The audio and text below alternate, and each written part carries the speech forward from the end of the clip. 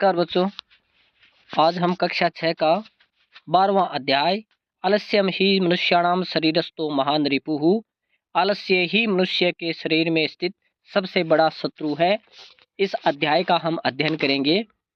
इस अध्याय के माध्यम से आलस्य के जो दुर्गुण हैं उसका वर्णन किया गया है। तो देखते हैं हम आज का अपना पाठ की शुरुआत करते हैं। कि माता है अद्य तु अवकाशादिनम अस्ति, कि माता आज तो अवकाश का दिन है। अद्य अहम संपूर्ण दिने विश्रामम करिष्यामि, आज मैं संपूर्ण दिन पूरे दिन विश्राम करूंगा। तो माता कहती है अवकाश है विद्यालय से अस्ति न तु स्वाध्याय से है, अवकाश विद्यालय का है, तुम्हारे स्वय अध्याय का अवकाश नहीं है। बहु आलस्यम करोसि, यदि तुम बहुत आलस्य करोगे, उत्तिष्ठ है परिश्रमम कुरु, कि तुम बहुत आलस्य करते हो, तुम उठो और परिश्रम करो। तो आगे बच्चा क्या कहता है, अहम उत्तीर्ण भविष्यामि, कि मैं उत्तीर्ण हो जाऊंगा, पास हो जाऊंगा। किम अधिकेन परिश्रमेण, अधिक परिश्रम करने से क्या लाभ, कि अधिक परिश्रम में क्यों करूं, मैं उत्तीर्ण हो जाऊंगा, मैं पास हो जाऊंगा।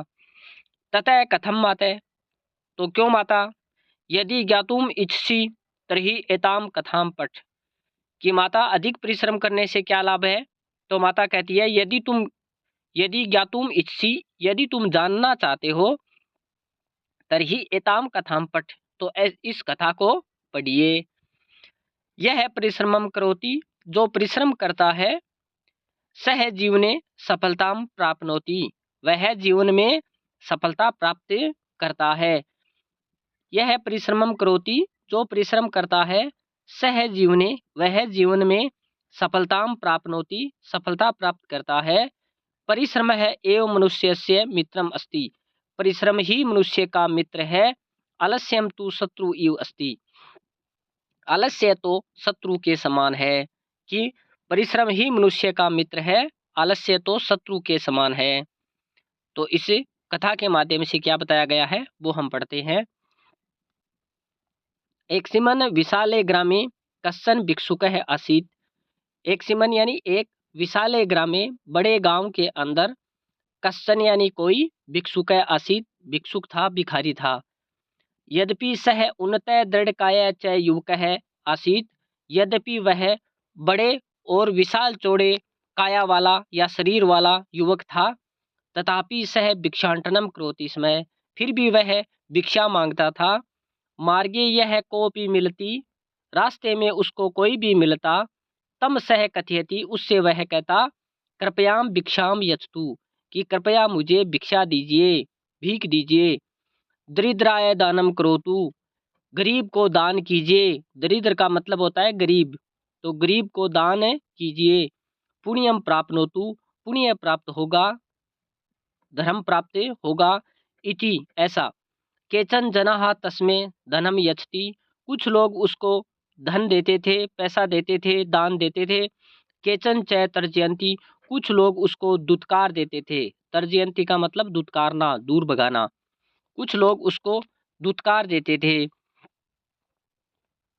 एकदा तेन मार्गेण कश्चित धनिकः आगच्छति, एक बार तेन मार्गेण, उस मार्ग से, कश्चित कोई, धनिकः आगच्छति, कोई धनवान आदमी आता है। एक बार उस मार्ग से कोई धनवान आदमी आता है। सह भिक्षुक मनसि एव चिंतयति, उससे भिक्षुक का, उस भिखारी का मन है वो चिंतित होता है या सोचता है मन मन में, अहो मम भाग्यम, अरे मेरा तो भाग्य खुल गया।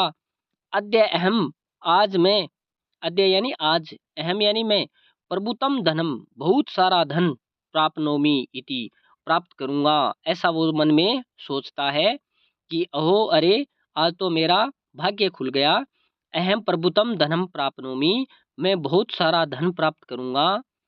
भिक्षुक है धनिकम वदति, भिखारी धनिक से कहता है, धनवान से कहता है कि आर्य अहम अतीव दरिद्र अस्मि, मैं बहुत गरीब हूँ। कृपया दानम करोतु इति, कृपया दान कीजिए। कि उस धनिक आदमी से वो भिखारी कहता है कि कृपया, मैं बहुत गरीब हूँ, दरिद्र हूँ, कृपया दानम करोतु, कृपया दान कीजिए, मुझे कुछ रुपये पैसे दीजिए। धनिका तम पृष्ठवान, धनवान आदमी उससे पूछता है, तवम किम इच्छसी, तुम क्या चाहते हो। तो वह गरीब आदमी या वो गरीब युवक बना हुआ वो बोलता है कि आर्य अहम प्रभुतम धनम इच्छामि, मैं प्रभुतम का मतलब होता है पर्याप्त या खूब सारा। अहम प्रभुतम धनम इच्छामि, मैं बहुत सारा धन चाहता हूँ। इति सह सविनियम उक्तवान, ऐसा वह विनय पूर्वक कहता है, ऐसा वह अपने आप से उसे उस धनिक आदमी के सामने प्रकट करता है विनय पूर्वक कि मैं बहुत सारा धन आपसे चाहता हूँ। तो क्या होता है आगे, तदा धनिकः वदति, तब धनवान आदमी बोलता है, अहम मैं तुभ्यम तुमको सहस्रम रूप्यकाणि यच्छामि, तुम्हें 1000 रुपये दूंगा। सहस्रम का मतलब 1000 होता है, सहस्रम यानी 1000, रूप्यकाणि यानी रुपये, यच्छामि यानी दूंगा, मैं तुम्हें 1000 रुपये दूंगा। तवम मय्यम तव पादो यच्छ, तुम मुझे अपने दोनों पैर दे दो। पादों का मतलब दो पैर, तुम मुझे दोनों पैर दे दो। भिक्षुक वदति, तो भिक्षुक बोलता है, अहम मम पादो तुभ्यम कथम ददामी। अहम यानी मैं, मम यानी मेरे, पादव यानी दोनों पैर, तुभ्यम यानी तुम्हें, कथम यानी कैसे, ददामी यानी दे दूं, मैं अपने दोनों पैर तुम्हें कैसे दे दूं। विना पादो, बिना पैरों के, कथम वा चलामी, मैं कैसे चलूंगा। तो धनिका वदति, तो धनवान बोलता है, अस्तु ठीक है। तवम तुम पंच सहस्रम रुपये काणे स्वीकुरु, तुम 5000 रुपये ले लो। पंच सहस्रम यानी 5000 रुपये काणे स्वीकुरु यानी 5000 रुपये ले लो। मय्यम तव हस्तो यच्छ, तुम मुझे अपने दोनों हाथ दे दो, कि तुम मुझसे 5000 रुपये ले लो, तुम्हारे दोनों हाथ मुझे दे दो। भिक्षुक वदति, तो भिखारी बोलता है, हस्ताभ्याम विना, हाथों के बिना, अहम कथम भिक्षाम स्वीकरोमि, मैं भिक्षा कैसे ले सकूंगा, कि हाथों के बिना तो मैं भिक्षा कैसे मांगूंगा। तो यहाँ पर हस्ताभ्याम शब्द आया है ना, तो ये द्विवचन का है, तो दो हाथों के लिए हस्ताभ्याम शब्द आया है। तो बिना हाथों के मैं भिक्षा कैसे लेऊंगा। तो एवमेव धनिका है, उसी प्रकार धनवान आदमी सहस्रादि के रुपये रुपये के, हजारों रुपये अधिक, तस्य अनेकानि शरीर अंगानि क्रेतुम इष्टवान, उनके शरीर के जो अनेकों अंग हैं उनको खरीदने की कोशिश करता है, इच्छा करता है। किंतु भिक्षुक है निराकृतवान, लेकिन भिखारी है वो उसको मना कर देता है, उस धनवान आदमी को मना कर देता है।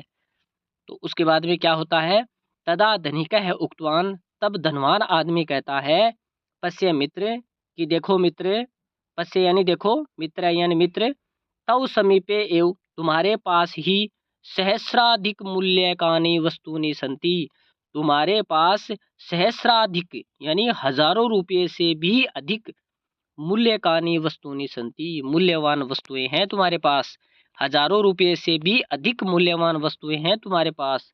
तथापि तो भी, किमर्थम तवम आत्मानम दुर्बलम मन्यसे, तो भी तुम अपने आप को दुर्बल क्यों मानते हो, कमजोर क्यों मानते हो।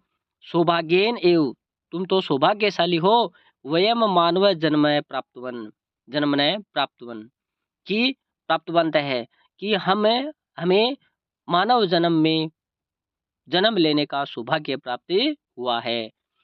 अस्य सफलतार्थम प्रयत्नम कुरु, इसको सफल बनाने का प्रयत्न करो। इति गच्छ, शुभ शुभम भवतु इति, तुम्हारा कल्याण हो, तुम्हारा शुभ हो, ऐसा वो कहता है, वो जो धनिक आदमी है वो कहता है। तस्मात् दिनात् भिक्षुक है भिक्षाटनम त्यक्त्वा परिश्रमेण धनार्जनम कृत्वा स गौरवम जीवन यापनम आरब्धवान। तस्मात् दिनात्, उसी दिन से, तस्मात् यानी उसी, दिनात् यानी दिन से, उसी दिन से, भिक्षुक है भिक्षुक, भिक्षाटनम त्यक्त्वा, भिक्षा मांगना, भीख मांगना छोड़ करके, धनार्जनम कृत्वा, धन अर्जन करने में, धन कमाने में, पैसे कमाने में, स गौरवम जीवन यापनम आरब्धवान, पैसा कमाते हुए गौरव पूर्वक अपना जीवन यापन करने लग गया। अतः एव सजना वदंती, इसीलिए सज्जन लोगों ने बताया है, क्या बताया है कि आलस्यम ही मनुष्याणाम शरीरस्थो मान रिपुः। आलस्यम ही, आलस्य ही मनुष्याणाम शरीरस्थो हो, मनुष्य के शरीर में स्थित महान रिपुः, सबसे बड़ा शत्रु है। महान यानी बड़ा, रिपुः यानी शत्रु, रिपु का अर्थ होता है शत्रु। तो मनुष्य, आलस्य ही मनुष्य के शरीर में स्थित बड़ा शत्रु है। ना अस्ति उद्यम समोहो बंधुहु, परिश्रम ना अस्ति यानी नहीं है, उद्यम समो यानी उद्यम का मतलब परिश्रम। ना अस्ति उद्यम समोहो बंधुहु, परिश्रम के समान कोई भी बंधु नहीं है, सहायक नहीं है। कृत्वा यम नाव सिद्धति, कृत्वा यानी करके, यम यानी जिसको, नाव सिद्धति यानी दुखी नहीं होता है, यानी जिसको करके आदमी कभी दुखी नहीं होता है। दोबारा देखो इस श्लोक को कि आलस्यम ही मनुष्याणाम शरीरस्थो महान रिपुः, आलस्य ही मनुष्य के शरीर में स्थित बड़ा शत्रु है। ना अस्ति उद्यम समो बंधुः, जि उद्यम के समान, परिश्रम के समान कोई भी बंधु नहीं है। कृत्वा यम न अवसिद्धति, जिसको करके आदमी कभी भी दुखी नहीं होता है। तो यहाँ पर पदच्छेद के अंदर क्या बताया गया है, भावार्थ क्या बताया गया है इसका, वो देखते हैं कि आलस्यम मनुष्याणाम शरीरस्ते महान शत्रु अस्ति, आलस्य मनुष्य के शरीर में स्थित बड़ा शत्रु है। यतो ही आलस्यस्य कारणात् कार्यम न सिद्ध्यति, क्योंकि आलस्य के कारण ही कोई काम सिद्ध नहीं कर सकता। एवमेव परिश्रमेण समान बंधु अपि न अस्ति, उसी प्रकार परिश्रम के समान कोई भी बंधु नहीं है। यतो ही परिश्रम कृत्वा कोपि दुख न आपनोति, क्योंकि परिश्रम करके कोई भी आदमी दुख को प्राप्त नहीं होता है। तो इस पाठ के अंदर कहानी के माध्यम से परिश्रम के गुण है या परिश्रम से जो सफलता प्राप्त होती है उसके महत्व को बताया गया है। धन्यवाद।